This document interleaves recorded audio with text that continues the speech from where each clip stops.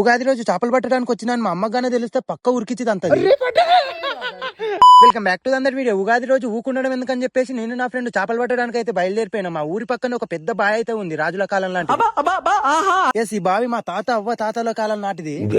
అప్పట్లో 3 months night అనక పగలనక దోవుతి ఈ బావి అయితే బయటపడ్డది. సమ్మర్ లో అయితే వాటర్ ఉండవు, వర్షాకాలంలో అయితే వాటర్ ఉంటాయి. ఇప్పుడైతే కొన్ని వాటర్ లో అయితే చేపలు అయితే ఉన్నాయి. కొన్ని చేపల కోసం నేను నా ఫ్రెండ్ బండ్లేసుకొని అయితే వచ్చాము. ఇక నైస్ గా గాలాలకు ఎరగొచ్చి కొన్ని మంత్రాలు చదివి లోపలైతే వేసేసినాం. పంతులు గారు చదివిన మంత్రాలైనా ఫలిస్తాయో లేవో కానీ నేను చదివిన మంత్రాలకు అలా వేసానో లేదు, ఇలా చాపడ్డది.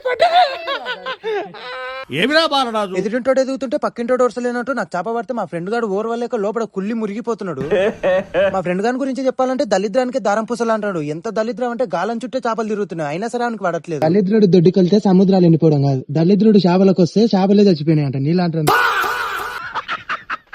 చేతబడి చేస్తే ఫలిస్తాయో లేదో కానీ ఫ్రెండ్ గారు పెట్టిన శాపనార్థాలు మాత్రం పక్క ఫలిస్తాయి. వాడు ఎప్పుడైతే అన్నాడో నీకు కూడా చేపలు వాడొద్దని అప్పటి నుంచి ఒక్క చేప వాడట్లేదు. ఒక్క చేపను బాయిలో వేసేసి బయలుదేరిపోయినాం ఇంటికి. వీడియో నచ్చినట్టయితే లైక్ చేసి ఇన్స్టాల్ అయితే ఫాలో అవ్వండి, యూట్యూబ్ లో అయితే సబ్స్క్రైబ్ చేసుకోండి. ఉంటా మరి, లవ్ యూ, బై.